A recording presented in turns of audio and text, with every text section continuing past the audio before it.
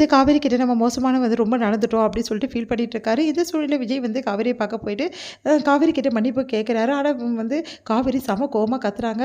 "எல்லாம் உங்களால தாங்க இவ்வளோ பிரச்சனை உருவாச்சு. எல்லாரும் இப்படி இப்படி பேசுறதுக்கு காரணமே நீங்க தான். நீங்க தான் வந்து தேவையில்லாம வந்து நிவின் கிட்ட போயிட்டு எல்லா விஷயத்தையும் சொல்லியிருக்கீங்க. 11 மாசம்லாம் சொல்லியிருக்கீங்க. இதனால தான் இவ்வளோ பிரச்சனை. ஏங்க இப்படிலாம் பண்ணீங்க? ஏங்க என் விஷயம் தலையிடுறீங்க? என்னை நிம்மதியா விட மாட்டீங்களா? 11 மாசம் கழிச்சு நான் போயிட போறேன். அதுக்காக இப்படி என்கிட்ட சொல்லி விடுறீங்கன்னு சொல்லிட்டு திட்டி விட்டுறாங்க. அதனால விஜய்க்கு வந்து என்ன பண்ணுறதுன்னு தெரியாம தவிக்கிறாரு. காவேரி மேன்மேலும் நம்ம கஷ்டப்படுத்துறோம் அப்படின்னு சொல்லிட்டு யோசிச்சுட்டு இருக்காரு. இந்த சூழ்நிலை காவேரிக்காக ஏதாவது பண்ணணும் கண்டிப்பா. வீட்ல உள்ளவங்களும் மதிக்கணும். அதே டைம்ல காவேரி மனசு சந்தோஷப்படணும் அப்படின்னு சொல்லிட்டு விஜய் யோசிச்சுட்டு இருக்காரு. காவேரி வந்து அஜய் சொன்னது கேட்டு செமையா டென்ஷன் ஆயிடுறாங்க. என்னதான் நினைச்சிட்டு இருக்காங்க உங்க வீட்ல? இவ்வளோ ப்ரூஃப் காட்டுறீங்க. அப்போ கூட அவங்க நம்பலையா? அப்படின்னு சொல்லிட்டு டென்ஷன் ஆயிடுறாங்க. ஆமாங்க. அந்த அளவு வந்து அவ வந்து இந்த மாதிரி பண்ணி வச்சிருக்கா. எல்லாரும் நம்பிக்கை குடுத்து வச்சிருக்கா. அதனால தான் வந்து விஜய் வந்து நம்ப மாட்டேங்கிறான் அப்படின்ற மாதிரி சொன்னோன்னே, ச்சே உங்க அண்ணனுக்கு அறிவே கிடையாது அப்படின்னு சொல்லிட்டு செமையா டென்ஷன் ஆயிடுறாங்க. சரி அடுத்து என்ன பண்ணலாம்னு சொல்லிட்டு நான் சொல்றேன். நீங்க அது வரைக்கும் வந்து பார்த்துக்கோங்க அப்படின்னு சொல்லிட்டு சொல்றாங்க. சரிங்க. என்கிட்ட வந்து எதுவும் பேச மாட்டீங்களா? நம்ம எப்போங்க வெளியே போலாமா? அதெல்லாம் முடியாது. இவன் சரியான வேஸ்ட்டு. வேற வழி இல்ல. இவனை வச்சு தான் அங்கே வந்து எப்படியாவது ஏதாவது பண்ணணும் அப்படின்னு சொல்லிட்டு ராகினி யோசிக்கிறாங்க. விஜய் வந்து காவேரி கிட்ட நம்ம வெளியே போகிறோம் அப்படின்னு சொல்லிட்டு சொல்கிறாரு. நான் வரலங்க. அங்கே போயிட்டு வண்டியில் நிறுத்திடுவீங்க. அந்த வண்டியிலே இருக்கணும். என்னாலாம் முடியாதுங்க அப்படின்ற மாதிரி காவேரி சொல்கிறாங்க. இங்கே பாரு அதெல்லாம் கிடையாது. வேறு இடத்துக்கு போகிறோம்.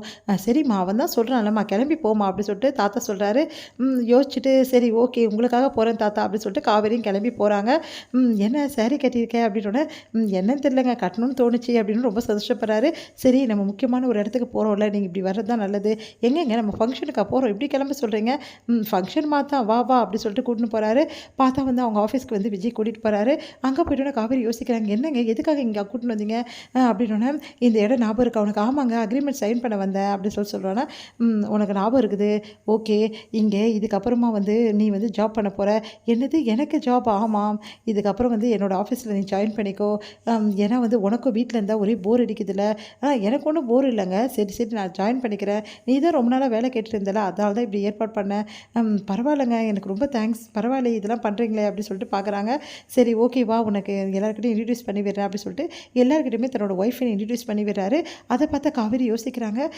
உடனே வந்து எல்லாருமே வந்து கங்க்ராட்ஸ் மேடம் அப்படின்னு சொல்கிறாங்க. நீங்கள் இப்படி இன்ட்ரடியூஸ் பண்ணுவீங்க நான் நினச்சி கூட பார்க்கல. எப்படி எல்லாருக்கும் தெரியும் நம்மளோட ரிசப்ஷனுக்கு எல்லோரும் வந்திருப்பாங்கல்ல அவங்களுக்குலாம் தெரிஞ்சிருக்கும்ல. அதனால தான் நான் வந்து இன்ட்ரடியூஸ் பண்ண வேண்டியதாக போச்சு. ஆனால் அதுக்காக நீ அட்வான்டேஜெல்லாம் எடுத்துக்காத. இங்கே நீ எம்ப்ளாயி தான் புரியுதா?